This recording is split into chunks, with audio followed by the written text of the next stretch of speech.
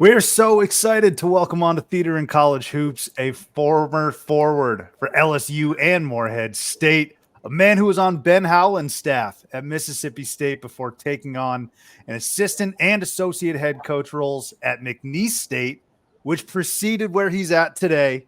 We got assistant coach at Creighton University, Jalen Courtney-Williams. Jalen, what's going on, man? Thank you for making the time. What an intro. How about that? I did my research, Jalen. Yeah, no, that's incredible. I mean, you have a very incredible past, and we're going to get to know all about it. I want you to go into depth and detail about, your playing days, and then also how you got into coaching. But let me first start off with Creighton. We were talking a little bit about it before recording. You guys are rolling right here in January. Yeah, we're having some fun. We're having some fun. It's like I told you off, I guess, when we weren't recording. We're getting better. The team's getting better, and that's what you want to see. You want to see guys grow together, get better as the season goes on, and you want to play your best basketball, close to March or as close to March as you can. You're putting the ball in the hoop too. I'm looking at the last 3 games, 85 the last 2 games. Yeah. Triple overtime. You put in 97 against Seton Hall, but still. 55 minutes helps. You guys are putting the ball in the hoop, and I think that's what a lot of folks expect from Creighton basketball. I suppose their brand or coming in is just the high-level offense. Last couple of games, what are you attributing this offensive uptick to? No, you know what? We our point guard is a transfer, so it's his first time in our system, which it takes some getting used to. The pace that we want to play at, the way the ball moves, it's really unique, I'd like to think. And then other guys are just in new roles. Trey Alexander is in a new role. Baylor Shireman's in a fairly new role, even though they played heavy minutes a year ago. Both of those guys are asked to do more of the ball handling and playmaking than they were a year ago. And then Mason Miller is in a brand new role. And so, again, as the season goes, you want to see guys progress. And I think that's what you're seeing. So you talked about a number of transfers and, people playing new roles. How much different is it, today with all these moving parts, like every single year? Like, should a fan of Creighton or any other school not even expect to see what a team really looks like until late January, early February? It shouldn't be a shocker if a fan of anybody has to get to know a new team from a year-to-year standpoint. I think we're unique in the way we like to do it. We want to maintain our culture and some of the things that we do. And we do that with recruiting young guys out of high school. And you go in the portal with a need in mind. But the rules are want to dictate otherwise. So it's tough for a fan base like ours. We like to grow guys and see guys grow, and our fans like to do the same thing. Our supporters rather like to see guys grow from freshman to sophomore, Ryan Kalkbrenners of the world. So we want to continue to do that the best you can, but you also have to adapt into a new climate. So I think we're kind of balancing that the best we can.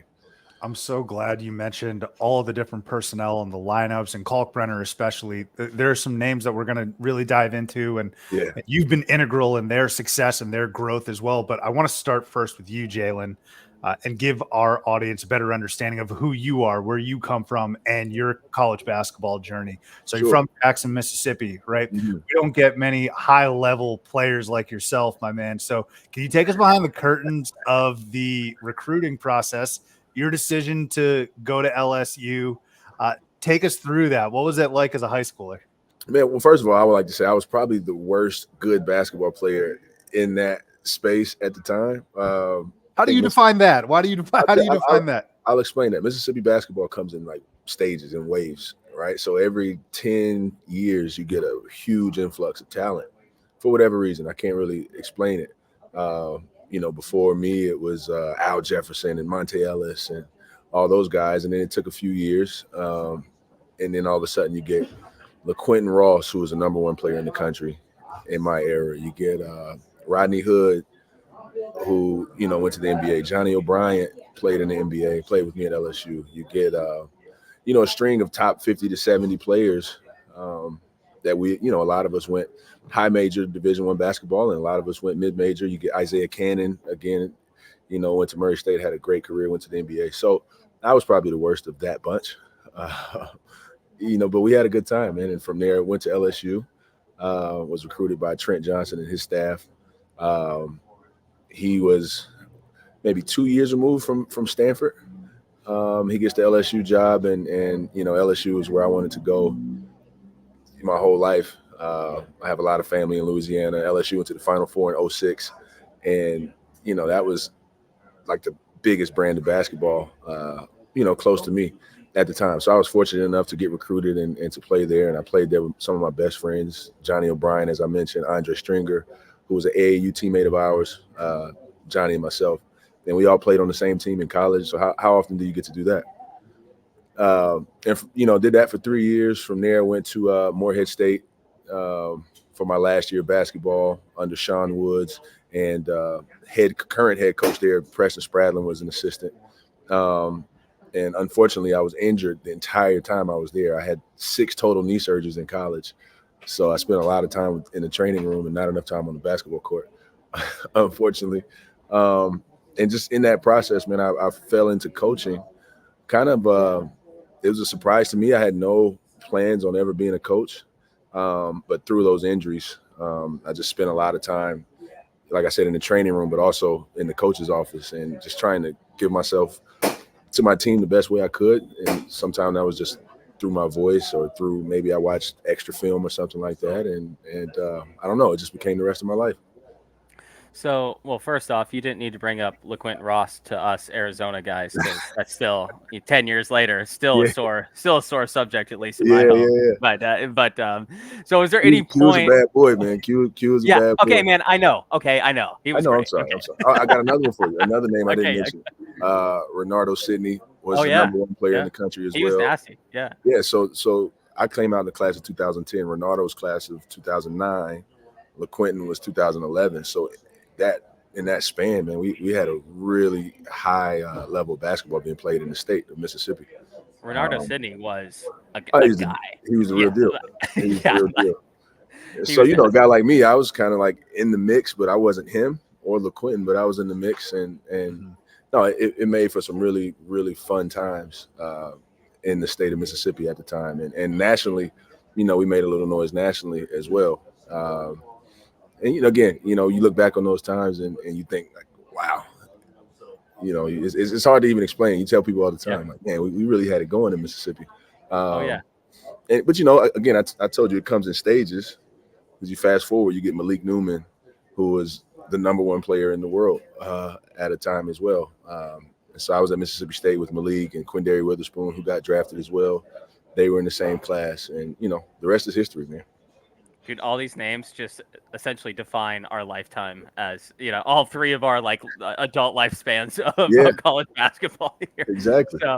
So when you were, you talk about being injured and how, I don't want to say that you fell into coaching, right? But, kind of it wasn't something that you had planned on. So was there a point in that time that you were like specific point that you can remember while you were injured that you were like, wait a second, maybe this is what my next, path is going to be? Was it like during a game or, calling out a play or something like that? Did you have like an aha moment or anything like that? No, it was not like that at all. Like most guys, I was holding on to the hoop dream as long as I could. So I thought I would get healthy and get back on the court at some point during the season, which I got back on the court, but I still wasn't healthy. I threw up a couple air balls and I was like, I don't think I could do this.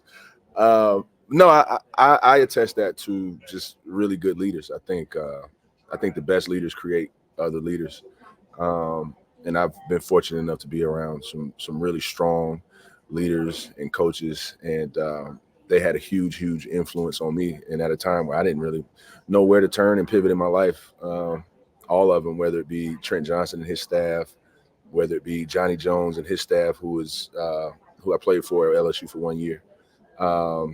And then the Morehead staff as well, like all of them, kind of counsel me in this direction. And I'm so glad they did. So you talk about some of the leaders that you've been able to work with. I'm curious to know about your time spent in Starkville and working with Ben Howland. I mean, this is a guy who, in my eyes, could be considered one of the more underrated coaches in like the 21st century. The guy's been to multiple Final Fours. Yeah. Key component, architect of those great UCLA teams, right, with Kevin Love and Russell Westbrook. Yeah. And so you got to work with him in Starkville. What was that like? What is Ben Howland like? Take us behind the curtains there, because that's kind of really like where you first cut your teeth into coaching, right? Absolutely. And so first of all, being a player and then a coach is completely different walks of life almost. And so talk about an eye-opening experience. My first month in the office with Ben Howland, right? He's extremely detail-oriented. You know what I mean? And so as a young dude like myself coming fresh off the basketball court, a lot of times I didn't know what he was talking about or asking for. And it started out, more on the court with guys. And then I eventually became his video coordinator, which is a completely different experience within itself. But he kept me on my toes. Again, as a young coach, I was up late a lot of nights trying to think like him and try to predict what he would ask for the next day and things like that. And I think that shows itself right now in my attention to detail and things like that. But phenomenal basketball coach and even better person. So real quick, Taylor, before you jump back in, growing up in Mississippi, I'm not from Mississippi, but I have to think that you're either an Ole Miss fan or a Mississippi State fan. What were you growing up, and did that conflict arise at all in coaching at Mississippi State? Listen, man, I was a Tiger. I told you I was a Tiger through and through. My dad is from Louisiana, and a lot of his family is still in Louisiana. And it was just something about the purple and gold when I was growing up, man. I wasn't into the maroon at the time, and the Ole Miss, same thing. And that wasn't really for me. And I remember going on my official visit to LSU, and I was like, yep, these are my people. This is where I belong. Just one Saturday night in Death Valley probably is all it That's would all take it took. for me to be like, yeah, okay, this will work. That's all it took. I still watch that video to get hyped for, and I have no association with LSU. Yeah. So well, I went to a party on my visit. I won't tell you what happened, but I was like, yep, I'm coming. This is this is where I'm going to school. We get it. Don't worry, we get it. So no, it wasn't that bad. So, when you got into coaching, obviously you were the youngest you possibly could be, essentially getting into coaching. So what kind of advantage was that in terms of like being able to relate to the players on the court? And then also what was the disadvantage to that? You kind of talked about having to learn so much so quickly, but was it more of an advantage to be that young as a coach or a disadvantage? I would say advantages for sure. Like you get in and I was still able to get on the court with guys, really compete against guys. The best I could. I was still coming off a few knee injuries. But they knew I could relate to them as a player and, just a student athlete, things like that. I guess the disadvantage came in because I was around people that had been in the business of coaching for so long, whether it be Coach Howland, the assistants, the support staff, everybody had been on that side of it for so long. And I was coming in, green, bright-eyed and bushy-tailed, so to speak. And, every now and then I still feel that I'm around, Greg McDermott now, who's, he probably would hate me if I said this, but he's been a head coach longer than I've been alive, I think. And so there's always moments where I feel like I got the answers and then he comes out of left field with something that I never would have thought of. But it's because he's seen it, done it, heard it, and been a part of it. But again, I'm a student of the game and I'm a sponge, so I've been able to take it all in, and it's helped. You want to talk about a painfully underrated coach? Greg McDermott is also on that list. He's the best. He's the best coach in the game. I don't care. I don't care who thinks what. He's the best coach in the game. Talk it, Jalen. And I think that goes. You look at his coaching tree right now. You look at the success some of these guys are having. I saw Allen Huss was National Coach of the Week today as a first-year head coach. And I think that's a testament to not only those guys and the work they put in, but it's a testament to Coach McDermott. So before we dive into this year's edition of Creighton basketball, this year's team and this year's identity, forgive me, I'm going to open up some wounds from last year, but it's only because it's only because we're so fortunate to have you on. But the SDSU game, of course, what I'm curious to know, Jalen, is what was going through the team and your mind that last possession, basically those last free throws, and then what was it like in the locker room? Whatever you're able to share, and how has that driven you, if at all, this season? Yeah, it's like a blank when that whistle blew. I think everybody was just in shock. Couldn't believe that like this is how it could end, and ultimately did end. Whether it was a foul or not, refs got to do their job. Man, what a tough way to go, right? Yep. Obviously, everybody in the locker room, there were some tears, and it was just shock. And I don't know if you guys saw Coach McDermott's post game afterwards. It kind of went viral. Our staff did a good job. They put pianos behind it and all that stuff, man. It was a real tearjerker, but it was very genuine messaging from Coach McDermott about the season that we had, how those guys came together. Most of them young. We had a number of sophomores on that team, and transferred with Baylor Shireman. That team came together, fought some adversity with 6 losses in a row. Could have splintered, could have went different directions, and at the end of the day, they came together and had a pretty fun run. So, moving forward to this year, I think it drove guys like Trey, guys like Baylor, Kalkbrenner. It drove those guys to want to come back and see if we can do it again, and do it even better. And then guys like Stephen Ashworth, on the outside looking in, I think it gave him a little bit of a chip on his shoulder as well. He's like, I want to play there and maybe do what they couldn't do a year ago. So it's been fun. So not to belabor this bad news here for too long, but so when the tournament goes on, and obviously there's only one team that wins the tournament every year, right? When you're in that situation, and it is quite the heartbreaking situation, as you're watching at this point, the few remaining games of the tournament, are you pro San Diego State? Are you anti San Diego? Are you not watching any of it? Like what is the team going through? Or is it just everyone's different, right? You know what? We were at least I can speak for myself. I was pro Big East.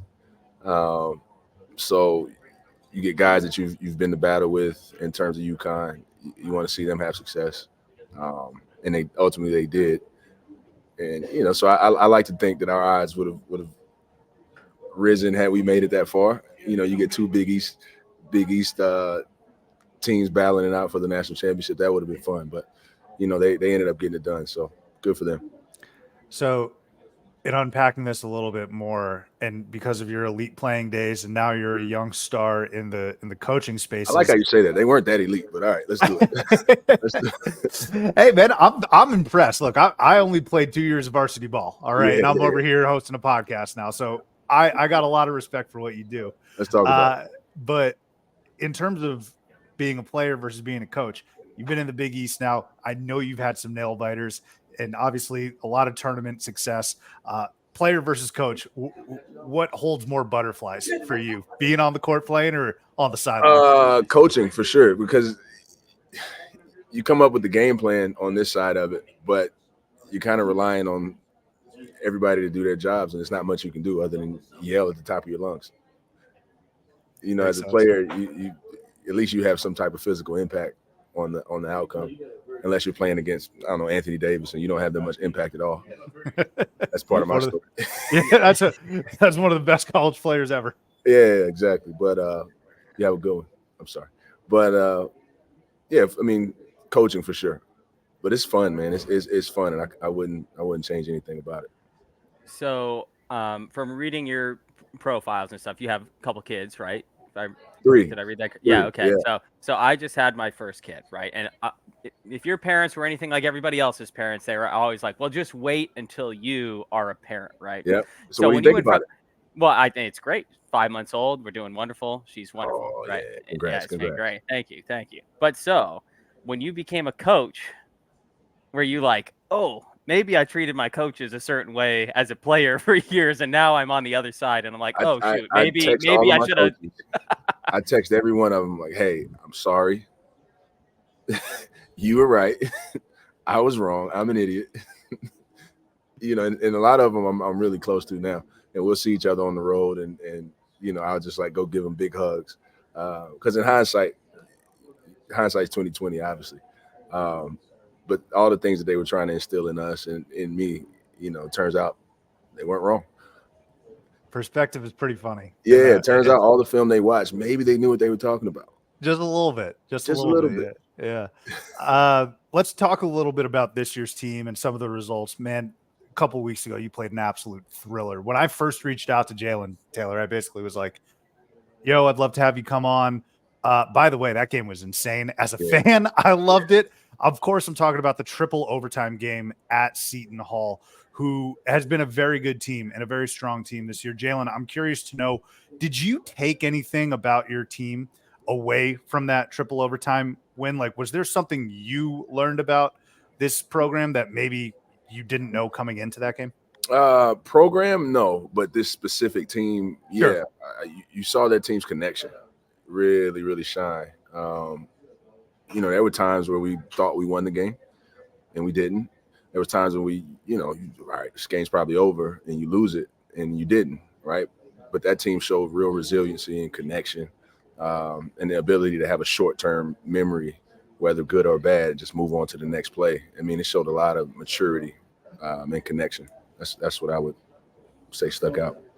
So when you look at, that back-to-back, or you played a close one at St. John's, a one-point game against St. John's, you lose to the number one team in the country, and then you go back and win this triple overtime game against a really up-and-coming Seton Hall team. Yeah. In a month from now, or on Selection Sunday in 48 days, is that like stretch of basketball right there something that we're going to look back on and be like, oh, that was the point that Creighton came together for the season? Do you see it as, can you identify games like that in that capacity? Be like, okay, that was like the turning, not that you guys needed a turning point, but like the turning point in the season where it all came together and we hit our stride right there.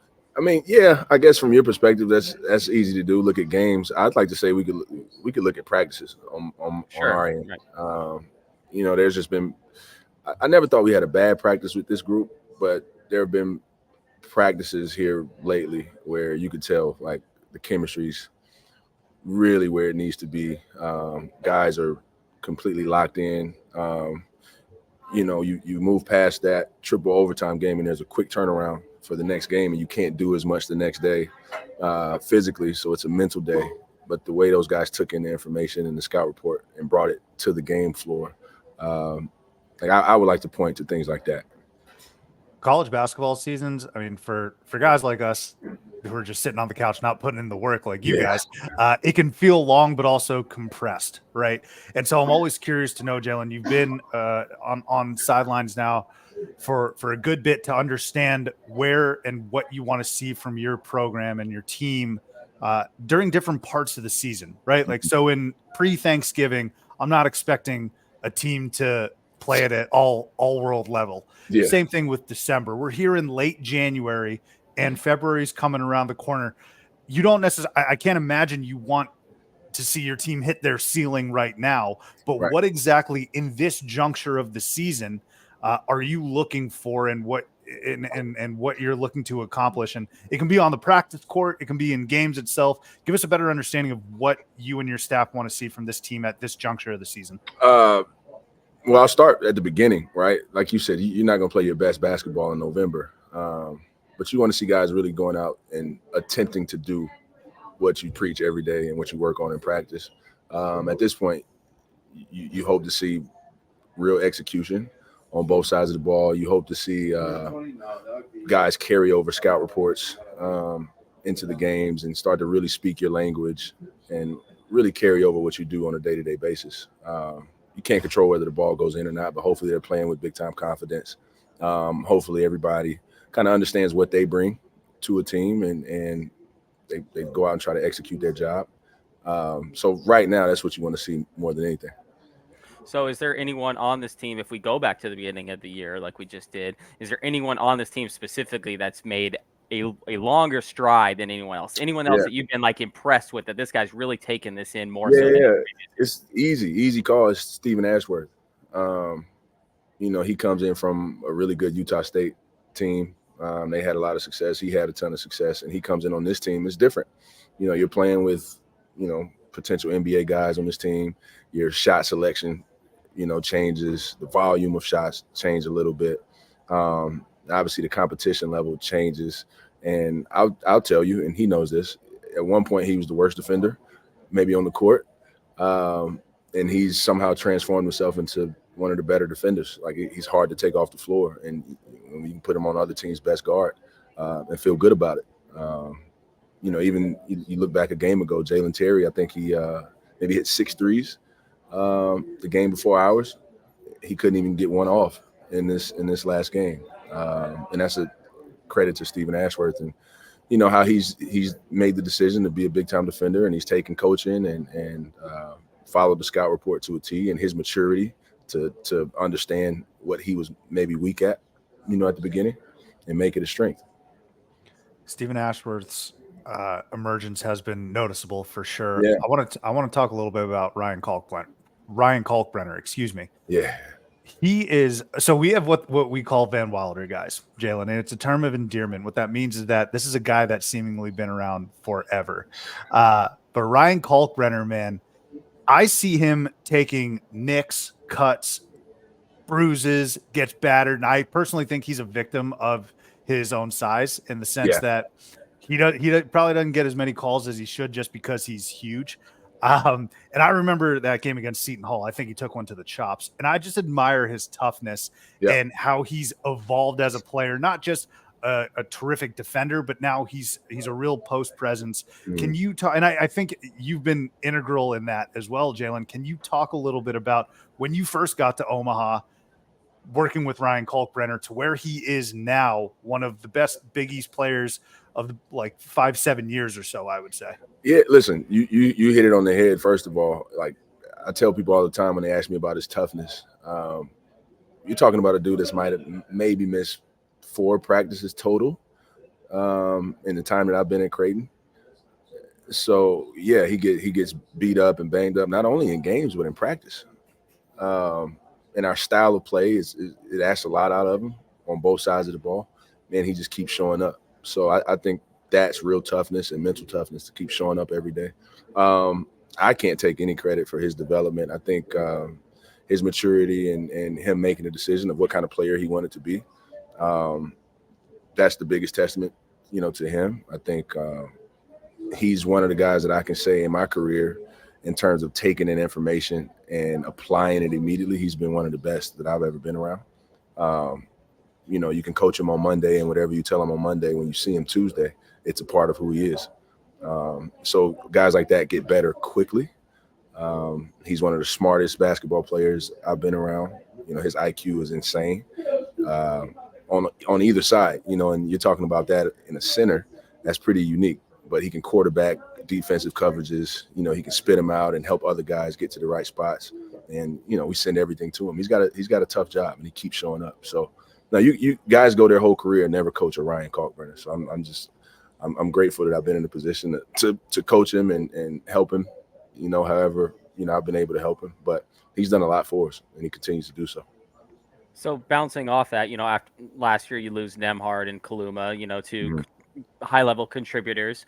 And so what is it like to have adults on the team, like a Shireman, like a Kalkbrenner? How much easier does that make your job as you bring these new guys in? And these aren't 18-year-old guys that you're asking to lead other guys. Yeah. These are 22, 23-year-olds that have played for, talking about Van Wilder guys, Shireman's been around even longer in college basketball than Kalkbrenner. No doubt. How much, I don't want to say easier, but how much easier does it make your job when you have these adults in the room, you know, as the season goes on? Well, it's different because the communication is different.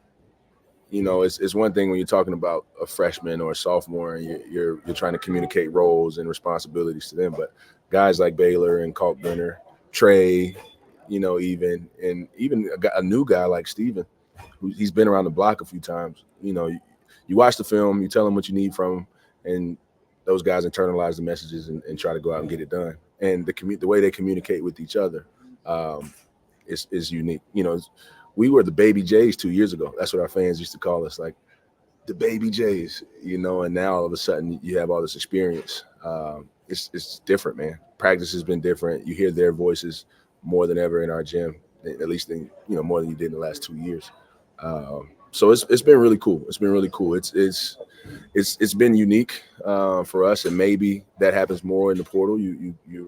Maybe you're older sooner and longer.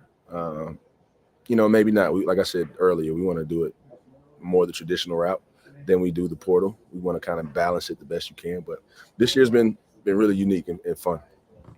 So the last two off seasons, we mentioned their names, right? You bring in Baylor Shireman before last year's season, and then this year you got Stephen Ashworth.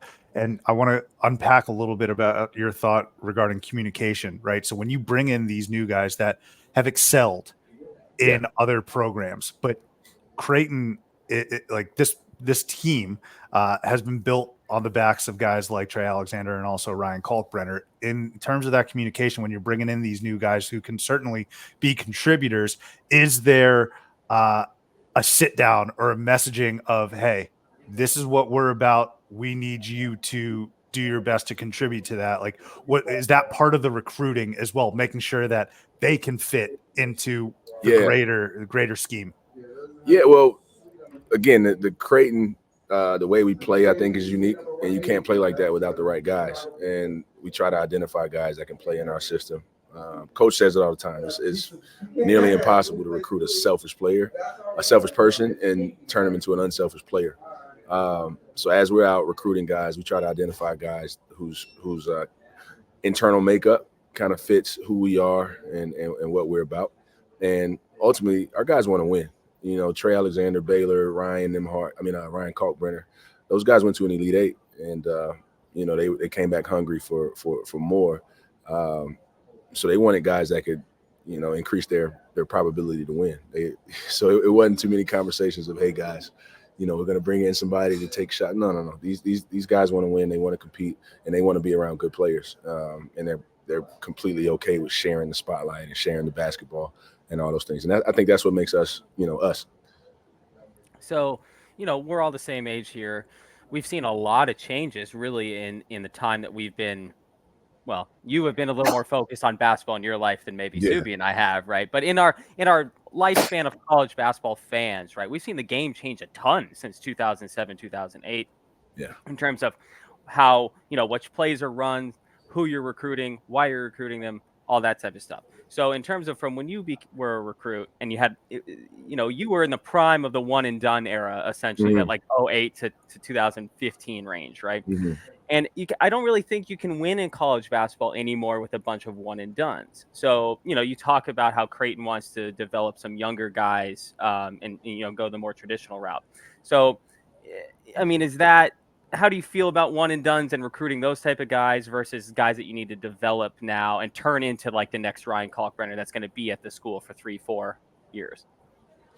I just think everybody's timeline is different. You know, some guys are ready sooner than later. Some guys need some development. I just think the families and the kids got to do what's best for them, and I think each university has to do what's best for them, respectively. We've had a lot of success with guys, again, going a more traditional route, not necessarily one and dones. You know, I think all of the NBA guys that have come from Creighton were unranked players. You know, I think we're just now stepping into the realm of, you know, top 50 players here in the last 3 years or so.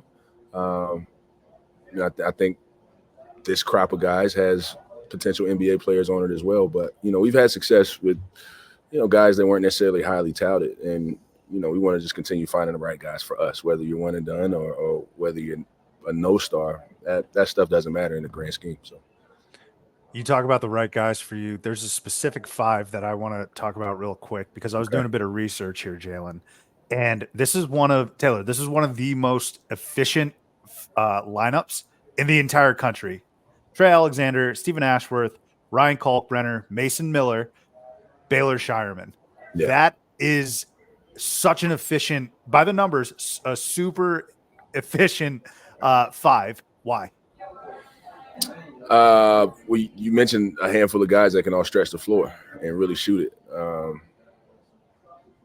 And they really pass it as well. Guys are very unselfish. Again, that's our system. But you talk about the game changing since 06, 07, the three-point line has really become probably the biggest change. And when I was playing, you had traditional lineups with 2 post players, essentially, and maybe 1 shooter, and you play inside the arc like the 90s Pistons or something like that.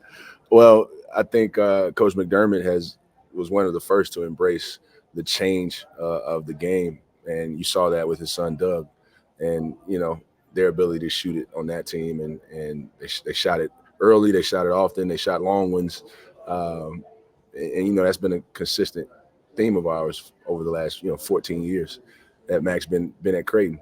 So that lineup is just the 2024 version of his team in 2010. 4 or 5 guys now with Ryan, adding the 3-ball to his game that can really stretch the floor. They pass it. They're all unselfish. So I would say that's why. Yeah. So, this isn't necessarily specific to this year's team, but how much does having NBA alum, especially when coach's son is one of the best college basketball players of all time and an NBA player, how much interaction do you get with those guys, the NBA players that have come through Creighton, and how much does that impact like the current roster you have? Do they identify with a certain player? Do they spend a lot of time back on campus? Talk about those relationships. No, it's huge. It's huge. Not just the NBA guys, even the guys that are playing overseas, right? I mean, they put a lot of blood, sweat, and tears into this thing, and you talk about this team being built on the backs of some guys, all those guys. So whenever they come back, and like these guys will practice with us, like Doug has been in practices, like real practices, like doing our coverages and doing the things that we want our guys to do. So it's always huge when those guys come back. Especially it helps when the best dude in college basketball at one point was coach's son. And talk about a special dude, man. He's incredible. He's a lot like his dad. Just his temperament's great. I joke with him all the time, man. He went to college and played daddy ball, like I could score 3,000 points if I played for my dad. No, I could not have. I could not have. Dude, we do this. So we sometimes do trivia on here, right? And we always talk about like how many 2,000 point scorers a school had. And then you realize when Doug had 3,000 plus points, and just the absurdity of his stats at Creighton. And like you said, a no-star guy too. That he is. What I love about Creighton basketball is the McDermotts in a lot of ways, because Doug is like the Creighton basketball player. In the development, just like not only just because he was his, the coach's son. Like, I mean, what a cool guy to be like the flag bearer of the school, right? And a great guy and he's our age too, which makes me feel worthless. I'm telling you, there could not be a better guy. Like you said, that's a good way to put it, the flag bearer for Creighton basketball, because he's an incredible dude with an incredible story. And I'm sure he's tired of me asking about the story, because it's still so unbelievable sometimes that this no-star guy who played on the same high school basketball team as Harrison Barnes, everybody recruited Harrison and nobody recruited Doug, and then that guy plays 10 years plus in the NBA. It's remarkable. It's remarkable. But again, you're right. He is the greatest flag bearer of a school that you can have. I mean, talk about efficiency, right? He scored 3,000 points and probably 3,000 of the most efficient buckets that you've ever seen.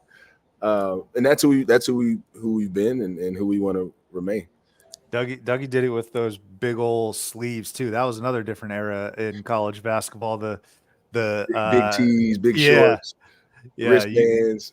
That's right. I mean, I don't know how he did it, considering it. I feel like it would constrict my shooting motion, but that's how good of a scorer. And that's another thing, Taylor. Imagine having to, like, you're 18, 19 years old, you got class and things like that, study hall, whatever. You're coming around a screen trying to guard Doug McDermott in practice, or like Kyle Korver in practice, man.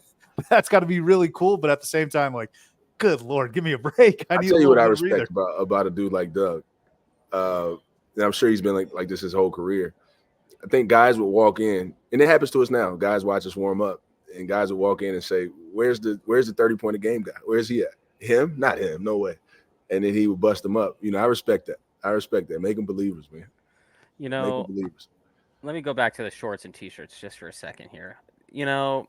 My body type was not built for those shorts or t-shirts, and so there are some embarrassing pictures of me in some student sections from about 08 through about 11 there, when it was the very tight top Nike jerseys, and then the absolute parachute MC Hammer shorts. And there's a certain segment of my Facebook that I need to just purge, because it is not as 146 pounds my freshman year of college or whatever. Those shorts were not for me. You and me both. There are pictures that pop up of me now. I have like 6X tall tee on. You know what I mean? Like you remember those days. I think it's coming back too. The young guys are wearing these real baggy clothes, man. It's coming back. I was dressing like that in 6th grade. Yeah, I grew up in a place that was not trend setting. We're 5 years behind every trend from a small Okay. town, right? And so I'm just like, oh man, I had like 10 years of tall tees that I had to work through in my in my life, and I'm like the rest of the country only had 5. I had to deal with 10 Yeah, years of that. Yeah, not good for me. I'm with you. I'm with We you. we were talking to J.R. Blount last week. He's over at Iowa State, and he's a former player. And I was like, they got these flicks from the runway sort of pictures, like the team account will post these kids walking into the arena. And I'm curious, Jalen, like when you showed up to games at LSU and when you were playing at Morehead State, what were you throwing on? Like, was it just the team issued Yeah, apparel? it was team issue stuff, man. We couldn't afford any of the stuff these dudes are wearing these days, man. It's a They look different good, time though. now. It's a different time now. Yeah, I'm not hating. They look Our good. biggest thing we had. Do you remember nicekicks.com? I believe so. Yeah. Yes. Kicks Oh on yeah. court was a big deal. Like that was Yeah. when you really made a splash, like whatever shoes you played in. And so we had to beg Coach Johnson, Trent Johnson at the time, to like, Coach, please let me wear these, man, please. Well, that's when sorry, we're getting way off topic, but that's when there were so many like Kobe like 4s and 5s and, Yeah. 6s, like they had new colorways every single week, it seemed like, and that was the era of college basketball when you didn't have to wear your blue and white shoes. You started going crazy with it. So yeah, I'm glad. Nicekicks.com, boy, or Kicks on the Kicks Court. on court, man. Kicks Yeah, on man, court. Yeah. I haven't. Man, that brings me back right there. Man, I love this memory lane we're going down here. Jalen, I got a few quick hitters for you, though. Let's have a little fun here, okay? Let's do it. Greg McDermott. I've seen the man patrolling sidelines for as long as I can remember, right?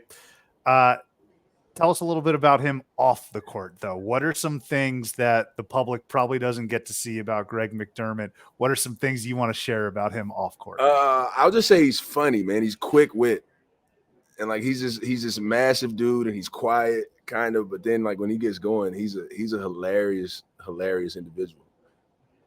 He should talk to you. He doesn't believe I was a good player because he's seen me like 30 pounds overweight and all that stuff. Like somebody's got to let him know. Yeah, man. I'm here to campaign for you. You let me know. I can do that for you, Jalen. Subi has talked about your elite playing career at least 3 or 4 times. So I mean, this is the guy to talk to Doug. To coach about. Yeah, I need him in my corner, man. I need him in my corner. But you need a hype man, yeah. Max, he's the best. Like I said, he's got the best temperament that I've ever been around.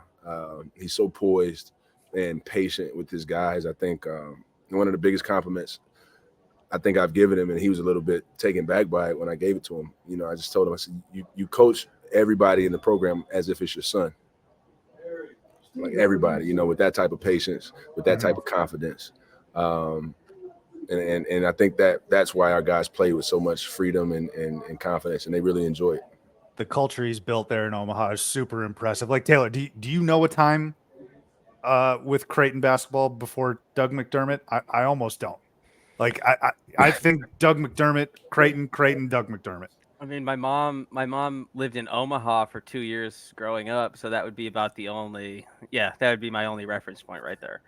No, listen, this place has a lot of tradition and history, and they've had a lot of good basketball teams. Obviously, that this program going into the Big East changed things.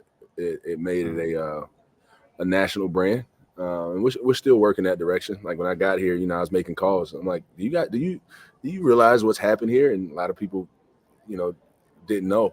And I think those stones are starting to get unturned now, and people are starting to realize, what kind of place this is and how special Coach McDermott is.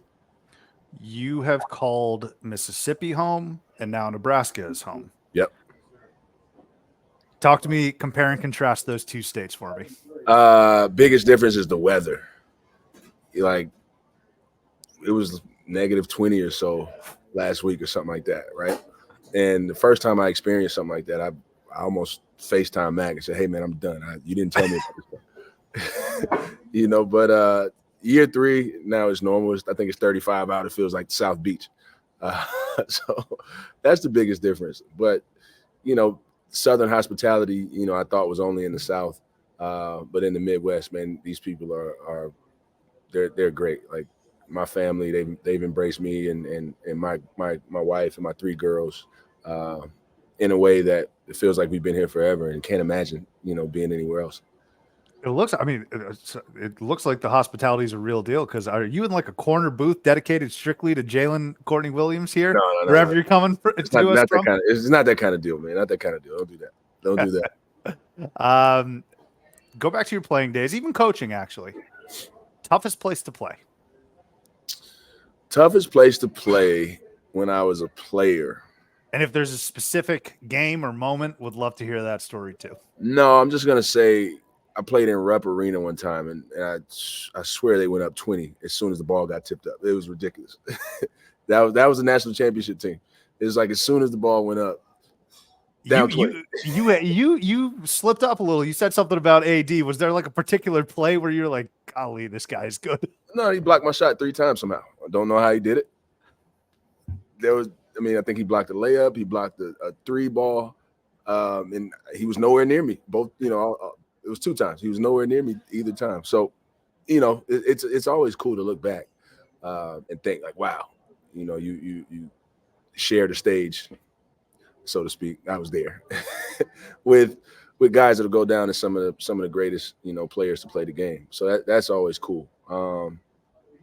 I will say this as a coach. Coaching in the Big East has been special. Obviously, I grew up in the South, and I was only really familiar with the SEC and a little bit of the Big 12, just kind of growing up where I grew up. I told you LSU was it for me. But being in these environments where they really care about basketball the way they do is second to none. We play in some incredible cities, in some incredible arenas, and some of these rivalries, even though the new Big East is how old is the new Big East? Few years. I mean, the rivalries run deep, though. Yeah, I mean, like you got us in UConn. Yeah. Providence. I feel like everybody's a rivalry for Providence. The way that place is always jam packed. Marquette, Creighton is always a fun time. And you're talking about places that really care about ball, and there's no football. There's no football in the Big East, so basketball is the mainstay.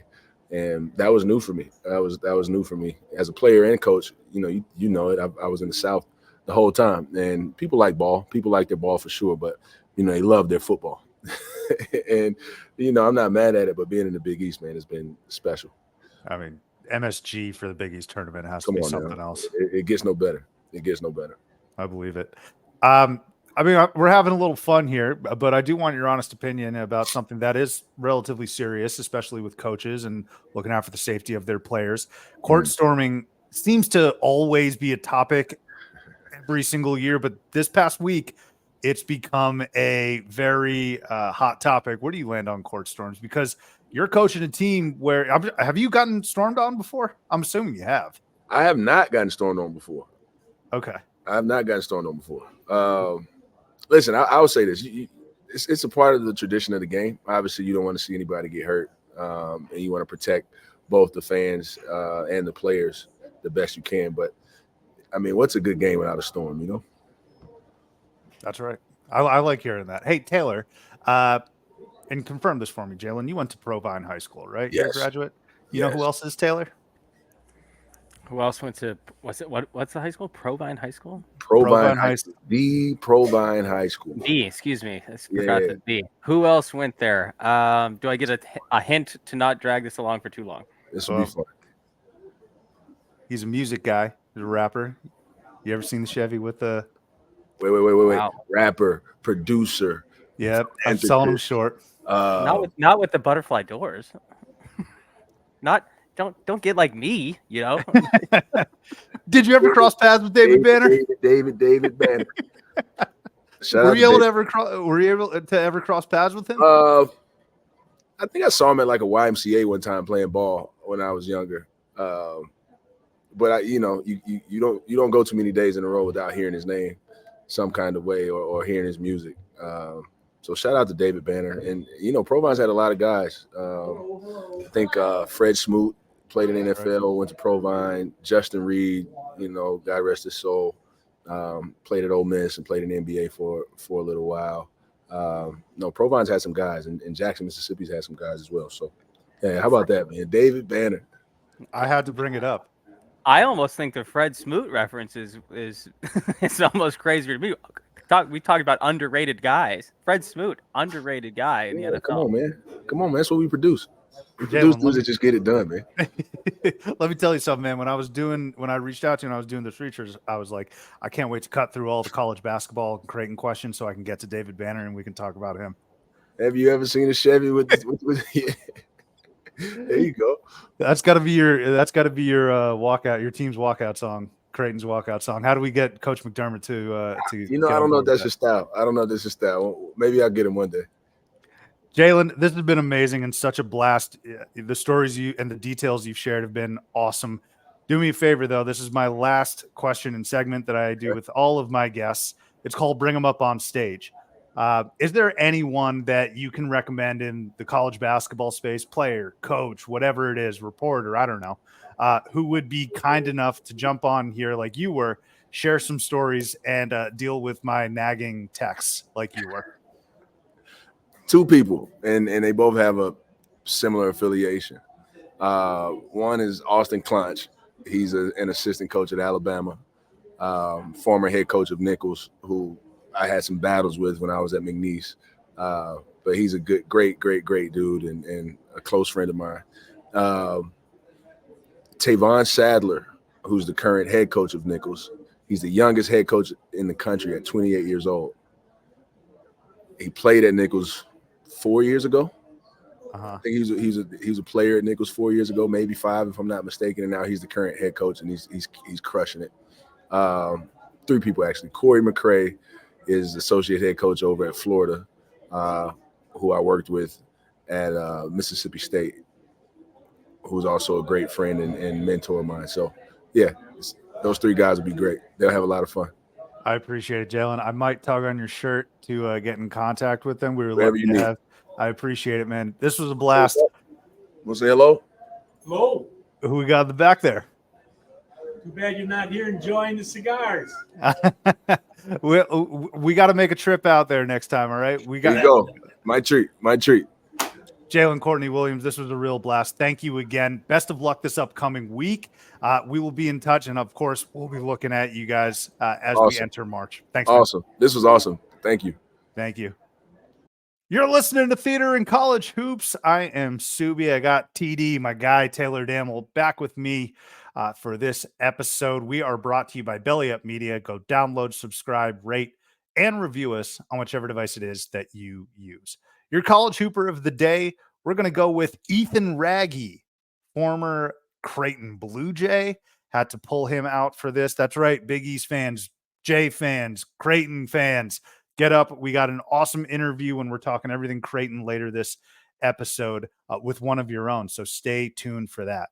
Check out the website at theaterandcollegehoops.com and make sure to follow me at CBB Theater to find out where the theat is. You should also follow Taylor at Taylor Damel. Let's open the curtains. Taylor, welcome back.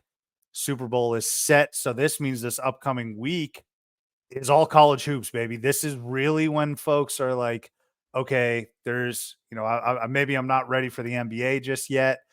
College hoops is heating up. There's a beautiful slate on Saturday, which we'll get to later this episode. But all eyes are on us. This is basically the dress rehearsal, right? This week. I think you've referenced it as the dress rehearsal in the past. That sounds about right. Yeah. I mean, we got a 2-week span here where teams, this is about the time too, where teams really need to get their stuff together too. So that when they can fully debut to a national audience on February 12th, right, that they're ready. I saw a good point today and something that was a good reminder of how we feel about college basketball and teams. And if you remember that last year's national champion at this time last year was going through their worst stretch of basketball, essentially. And I believe they were even unranked at this point, right? Or had fallen to unranked around this time of year. Really? I think they were unranked for a week. So wow. I'll double check that here in a second. But point being, though, we do know that UConn had a very bad stretch in January last year. And it's a good reminder for teams that have national championship aspirations like a Kansas or like an Arizona or any of those teams that have kind of lost a few more games than they would have anticipated to this point in the year, that, last year's national champion and this year's current number 1 team was playing their worst basketball at this time last year. So we're 48 days from Selection Sunday right now, I believe, or 47, I believe, when this podcast releases. It's a lot of time and not a lot of time all at the same time, right? 50 days is kind of That's like a bar. Oh, yeah. Oh, I like that. Well, we'll talk about rappers later in this episode for sure, especially BET award-winning rappers as well from Mississippi.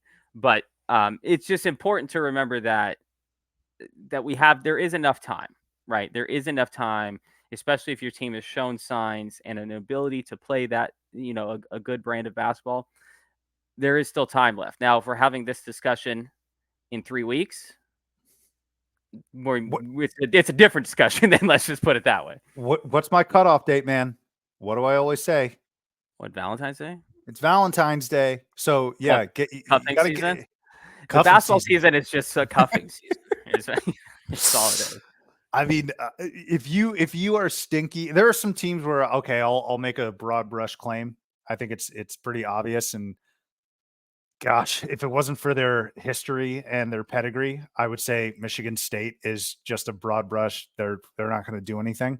But again, there's always that small percentage. But there are teams out there where I'm like, it's over, it's done. UCLA, they've actually shown signs of life and competitive fire and good hoop. They're only a game or two out of the Pac-12 first place, but I think it's too little too late. Like that 3-week stretch where they just got absolutely bodied by the likes of Utah, who can't play on the road, by the way. But UCLA, like I'm not letting this fool me. You won't fool me, UCLA, over this past couple of weeks. Your season's cooked unless you go to Vegas and win the whole thing. But like February 14th, it's approaching, and I'm making some serious notes about how teams are playing. So I'm going off script. Not that we have a real script here at Theater and College Hoops, but I'm going off script already and just talking about a team that I need to see more than anyone else in the country, and a team I am very specifically interested in because we have not seen them in this situation, and that's Gonzaga. Yes. They're still not projected to make the tournament as of right now. St. Mary's game is going to be huge. And that is this Saturday. It's this Saturday, right? Mm-hmm, mm-hmm. Yeah. And they play. Do they play Santa Clara as well again? I think. I don't think they've. Or does St. Mary's play Santa Clara this week? Whatever. The 3 best teams. One of them plays the other 2 best teams in the conference. Mm-hmm. And boy, I mean, Gonzaga pretty much can't afford to lose. If they lose 2 more games, they're not going to make the tournament. Like that's nuts to think. It's what we've always said about Gonzaga, that if they don't win those 3 or 4 non-conference games that they have per year, then their whole resume is pretty worthless. We're seeing that now come to fruition, more so than we've ever seen it before. I can't ever remember a team heading into February in Spokane there that was not projected to make the tournament. Projected to make the tournament, dude. We're usually talking about them as the lock for the one seed because right. It is St. Mary's that has Santa Clara, and then right. So huge week in the West Coast Conference this week. I mean, this is going to determine pretty much the entirety of the standings, and it could determine Gonzaga's season. And you hate to say that, especially talking about how I just said we have a lot of time left. Problem for Gonzaga compared to the other schools that we're concerned about. The other schools have a lot of opportunities in the Big East, or even in the Pac-12. There's opportunities in the Mountain West. There's opportunities.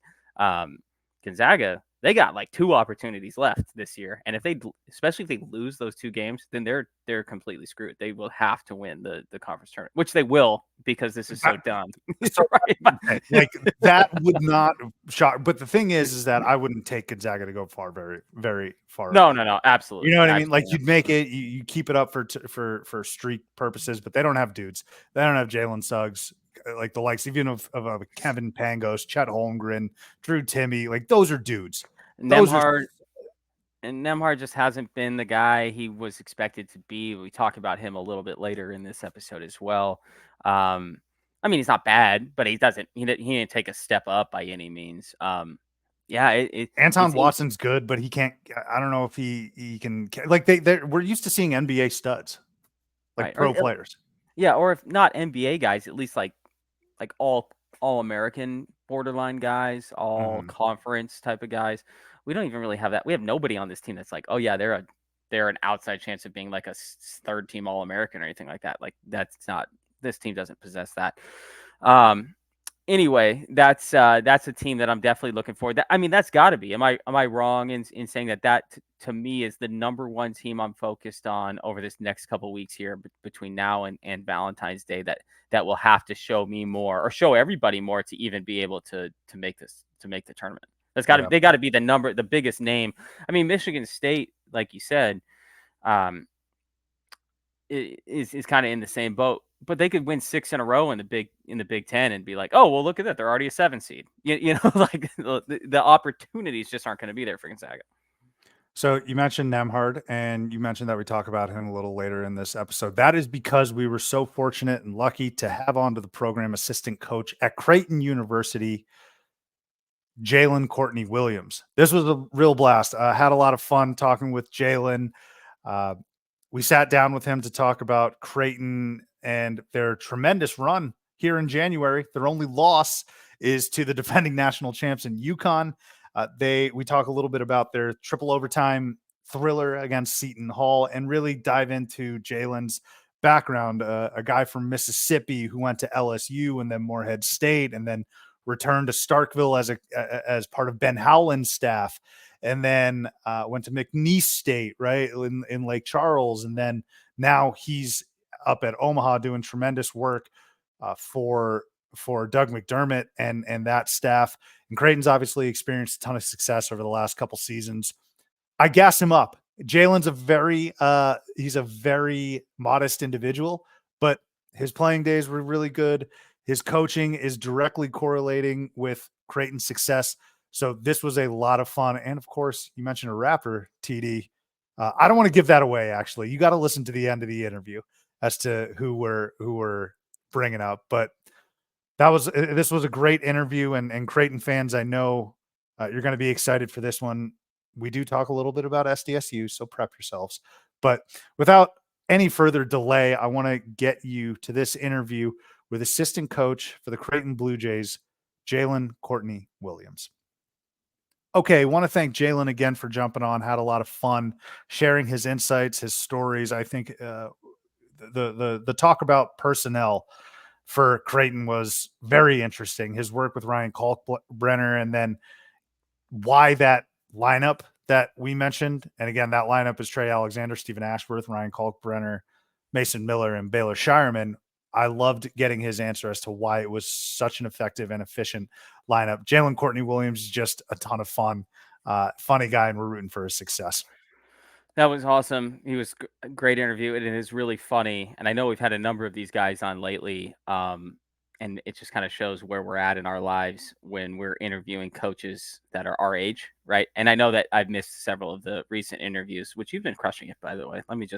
Speaking of being humble and modest, you've been crushing it on the interview circuit here. But it's really interesting to go through the era of college basketball that we're familiar with, but then also discuss that with a guy who played in the era that we are familiar with, and then is now coaching in the current era of college basketball, and how we feel about basketball versus how someone feels who's actually involved in the game. And so that's what really gets me with a lot of these like 30 to 40-year-old guys, where it's like, we've watched the same things, but have different perspectives on them. Right. And when he was listing off all the players from Mississippi, which I guess I knew those guys were from Mississippi, but wouldn't have put that all together. Like that was like a great era of college basketball when those guys came. Like Renardo Sidney was supposed to be the guy in college basketball. Like I said, Jalen said, number one recruit in the country. One of the original bigs, not original, but I mean, he was expected to be able to step out and hit three, kind of before the 3-point era fully entered.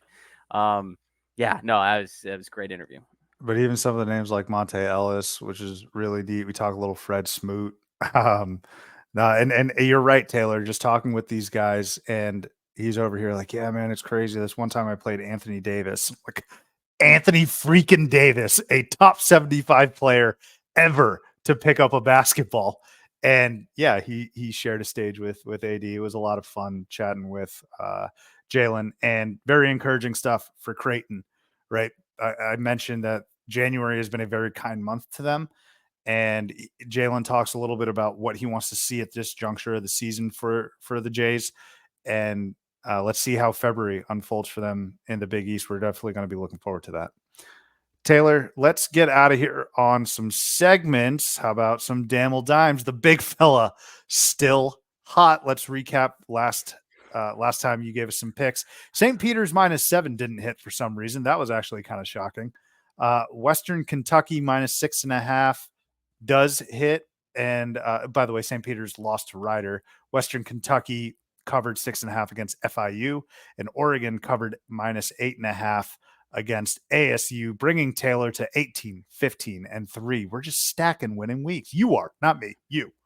We're profitable for, like I said, I think 5 or 6 weeks in a row now. So we're still chasing. We still need another 3-0 week. I said last week, last episode, excuse me, I didn't feel great about my picks. I liked them. I didn't love them. I like my picks this week. I like them. And let's talk about a team that you just wrote off at the beginning of this episode in Michigan State. Kind of wrote off. Well, they're playing a team that written off would be a really nice way to put how their season has gone, and that's the Michigan Wolverines. Rivalry game at home. This is the time of year that this is a bet that's not based on anything that Michigan State has done positively this season. It's based off what we know about Michigan State as a program. This is about the time of year that that they get going. If they're going to get going, it's going to be right now. Michigan is just absolutely in shambles. And so I'm going to take Michigan State in a rivalry game, of course, by 11 at home against Michigan. I mean, I don't know. Michigan has nothing to play for at this point. They're about the most worthless. You talk about UCLA. They're about tied for the most worthless program in the country right now that had some decent expectations this year. So we're going to go. That was an Elite Eight game, by the way, a couple seasons ago. UCLA. Right, yeah, right. Not this year. Not even a CBI game this year. So we're going to go a little south of there for our next bet. And that's a team that kind of referenced at the beginning that maybe has had a few more struggles than they anticipated this year, and that's Kansas. Oklahoma State, a team that has had a lot more struggles than anticipated this year. Kansas, I think this is a get-right game for them. I don't love taking these big spreads, but Kansas is a 15-point favorite at home, and I can't imagine Kansas won't have a game at some point where they just put the hammer down after a couple losses this year. Not bad losses necessarily, but just losses. This is the worst start to the Big 12 regular season that Kansas has ever had under Bill Self. And they're still above 500. Just absurd. Yeah, right. But at some point, I feel like Kansas is going to have a game where they just mollywop someone just to get a lot of their frustration out. I think that's this game tonight. So that's Kansas by 15 over kind of a hapless Oklahoma State team at this point. And then I'm going to go take a road favorite, which is always a tough one, but a team that they struggle a little bit. Maybe a game they should have won by more. They've certainly had some personnel issues this year, but they might be rounding back into shape, and that's Illinois over Ohio State. Illinois is a 3-point favorite on the road at Ohio State. I think that given the fact that they have all their personnel back, for better or for worse, however we want to phrase that discussion, right? I'm not sure, but I do know that everyone is going to be on the court for this game, which gives them a significant talent advantage over Ohio State. And Ohio State certainly is not as bad as Michigan, but they did lose to Michigan like last week. So we're going to roll with Illinois -3 over Ohio State. We're going to go Kansas by 15 over Okie State, and we're going to go Michigan State by 11 over Michigan. I love it. So we went the week prior, Rider, St. Peter's, FIU, Western Kentucky, ASU, Oregon. We're getting back to the big hitters this week, as we can tell. Illinois, Ohio State. It's getting a little the chatter is starting in Columbus regarding Chris Holtmann right now. Yeah.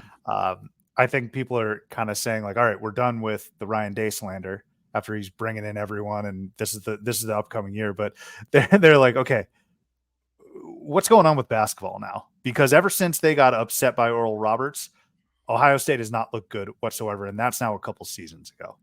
Ohio State is a weird, for lack of a better term, basketball program. Yes. It's kind of how I feel about Texas basketball in a way too, where it's like, why aren't you guys good every year? what do you need more than what you're given, and you're not good? I mean, in Texas, don't even get me started on Texas, because that was a lane violation last week, and they continue to violate that lane again. Oh my God. Just the biggest losers in this United States of America here. It's like horns down. It's like horns down is some sort of slur, or like it's absurd. It is so ridiculous. Just, I mean, what are we doing here? But you could yell certain words at Texas players, and somehow they're more offended by horns down than actual legitimate negative comments from it's the dumbest thing of all time. It is. Let's move on though, Taylor, to not so mid. Who are we highlighting from the mid-major ranks? Yes, let me get that pulled up right now. Well, I kind of messed up because we talked about it a little bit already, and that's the West Coast Conference and just what's happening there. So specifically St. Mary's having, being undefeated in the conference and having an opportunity to cement themselves this week as the team in that conference. For me, that's what I'm highlighting in that, because if St. Mary's wins these games against Santa Clara and Gonzaga, they'll essentially have, I don't want to say put away the conference, but it'll be about right there. And they just have a real opportunity to finally unseat Gonzaga as the team in that conference. So my not so mid is St. Mary's just kind of continuing down the path. They beat LMU, they beat Pacific, which they held Pacific to 28 points the other day, by the way. Oh yeah, and Gonzaga didn't play all that well against that Pacific team. I know, right? So my not so mid is not necessarily about in any specific performance. It's just the body of work that St. Mary's has put together thus far, giving them an opportunity in the next 5 days to have essentially the biggest 5 days that they could potentially have and have had in a basketball program since like Del Vadova was there. And friend of the program, Omar Samhan. Omar Samhan. That's right. Yes, of course. Right. Yeah. Friend of the program. So that was last year. Yep. So my not submit is St. Mary's and West Coast Conference. I mean, it's coming to a head this week. We're gonna take a trip, Taylor, to Connecticut. All right. Hamden, to be more specific, where the Quinnipiac Bobcats are rolling right now. All right. They are 8-1 in conference, 16-4 overall. We mentioned St. Peter's. Yeah. Well, they're a game clear of them for first place. Tom Pecora, first season in Hamden at Quinnipiac doing this. First of all, I cannot lie. The only reason I know about Quinnipiac, or I've heard about it prior to this podcast, is because I grew up in the area and a lot of high school friends, family go there. But if you don't know about Quinnipiac, the only thing you may know about them is their hockey team. Nobody knows anything about their basketball team, kind of including myself, if I'm being brutally honest. But they are atop the MAAC. Okay. I mentioned what a great job Tom Pecora is doing in his first year there. And then we also need to talk a little bit about their balanced efforts from their players. Matt Belong, not to be confused with Matt LeBlanc. He is leading the team in points at 18.4. Amari Tice is leading the team with 7 rebounds per game. And Savion Lewis, he's the facilitator. He's averaging nearly 8 assists per game. Those are the 3 key studs for Quinnipiac. Now, of course, as with other schools that are in similar conferences or play similar schedules, this is all going to come down to the conference tournament. But for right now, as we sit here in late January, we had to give some love to the Quinnipiac Bobcats, who again sit at 16-4, first in conference. And I hope they put together some sort of like Kennesaw State run, which is to say, I hope they win their conference tournament and get to the NCAA tournament. Shout out to the boys in Hamden. So I think we can both agree that Quinnipiac's the best basketball team in Connecticut. Right now, right? Yeah. Right. It's either them or UConn. I think that's fair. Toss. Lane violation, Taylor. What's grinding your gears? So I don't want to start rumors on this podcast, But if I was going to start a rumor, I'm not starting a rumor, but if I was going to start a rumor, I'd talk about Musselman potentially angling his way out of Arkansas. Did you see this today? I did not see that. Little rumor flying around. This is my lane violation. Is that coaches looking for other jobs before Valentine's Day, right? Looking for a partner before Valentine's Day.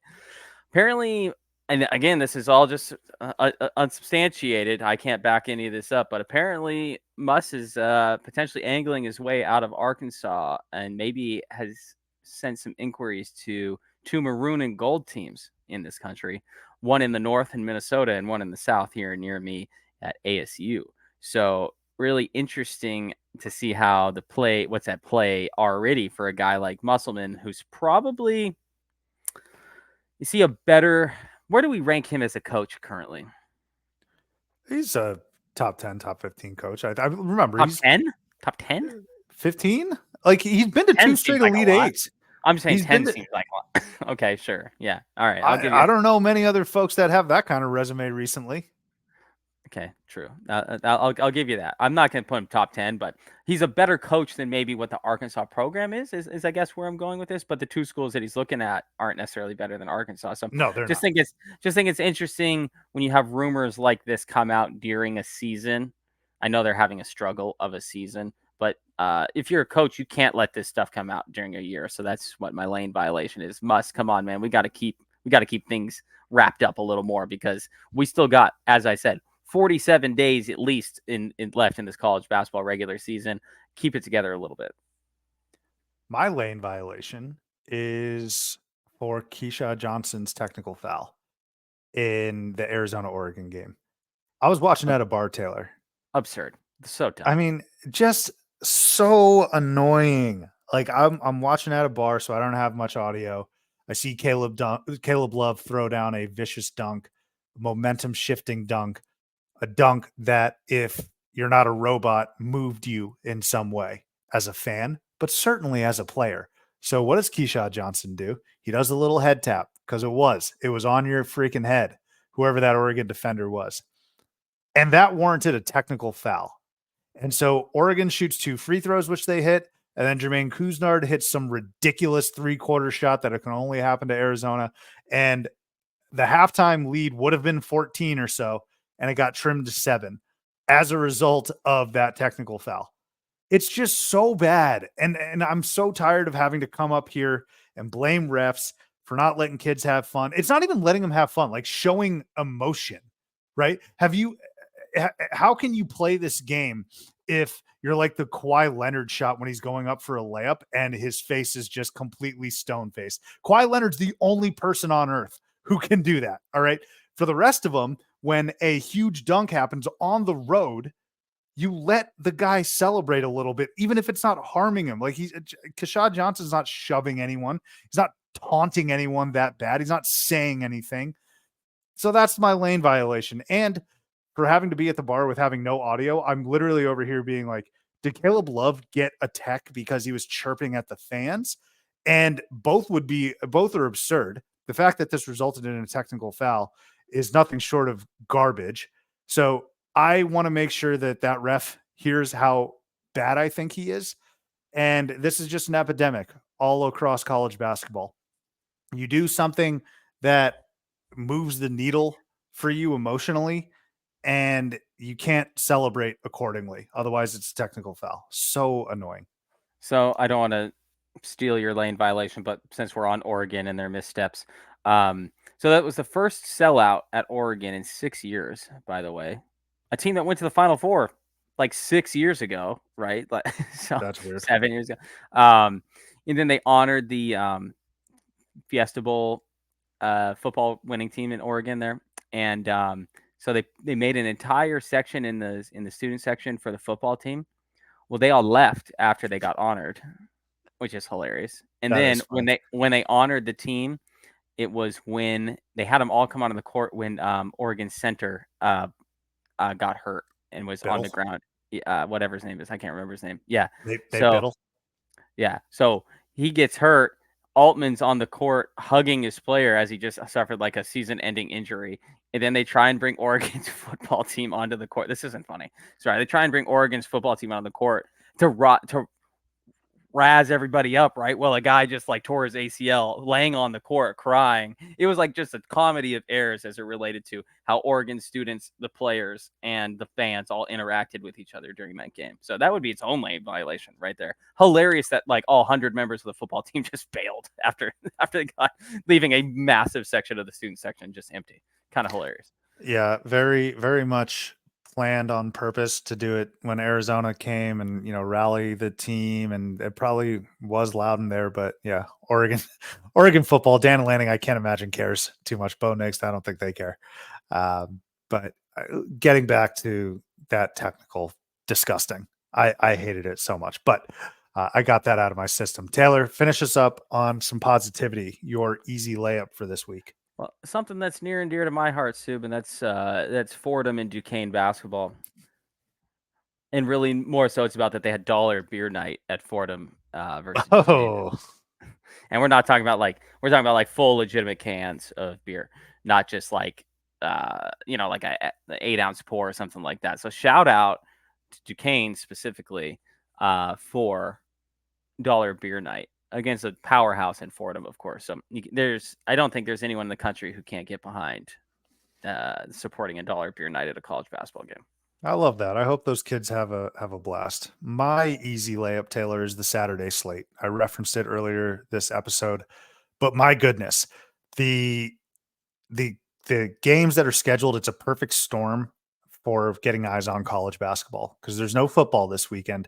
You got Duke, North Carolina, the greatest rivalry in all of sports. I'm going to save my sermon for Thursday's episode. It's a yearly sermon that I have to deliver about why and how Duke Carolina is the greatest rivalry in all of sports. So I'm going to save that. But we got that. A top 7 Duke Carolina Saturday. Tennessee, Kentucky, two of the best teams in the SEC. Tennessee still not getting any hype. Maybe it's my timeline. Maybe I'm not following the right people, but all I see is the rhetoric around Kentucky's amazing offense and their defense is kind of lacking. Keep hearing about Reed Shepherd, and the only person we hear about for Tennessee is Dalton Connect. And it's because he's averaging like 30 plus points. Sure. And in my eyes, should be National Player of the Year. Debate your mom, Purdue fans. I'm sure you'll get Zach Edey again. But Tennessee, Kentucky, man, that is going to be a special matchup. And then we got Houston and Kansas. That's the one I'm looking forward to because, Houston wins that game, and they got, despite a couple losses last week, they have a stranglehold on Kansas specifically. They'll be 2.5 games essentially up on Kansas with, just 43 days to play at that point, So, yeah. No, that's the one that specifically I'm looking for because if Houston can go on the road, beat Kansas in Allen Fieldhouse, then they will have supplanted Kansas this year, not in general. Well, I don't know. No, maybe not in general. Maybe the last 3 years, No. Well, these are two teams that have both been to Final Fours very recently, and this is one of those deals, Taylor, that when you look at the schedule and when you see Houston go into the Big 12, you're like, hell yeah, this game.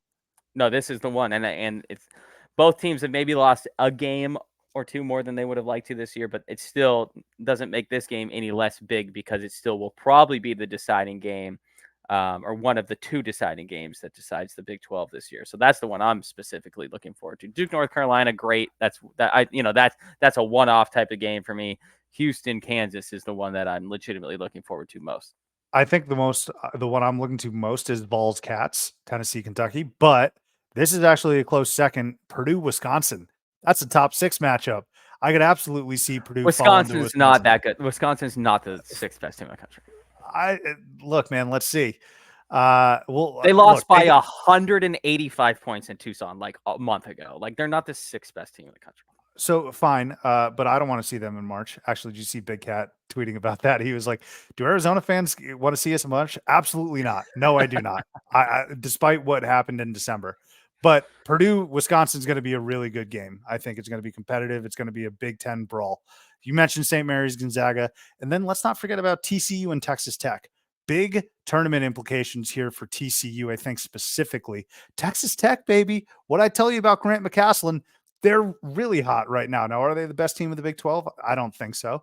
But right now, for what it's worth, as we sit here in late January, let's give them their flowers. But TCU Texas Tech is going to be a critical game. And I could see that being one of those crazy shootout Big 12 games that goes to like one overtime or double overtime. But easy things, easy layups for this weekend. It's the Saturday slate. Buckle up and settle in. All right, folks, want to thank Jalen Courtney-Williams one more time for jumping onto the program. Had a lot of fun. And thank you, as always, for listening. We'll catch you next time here on Theater and College Hoops.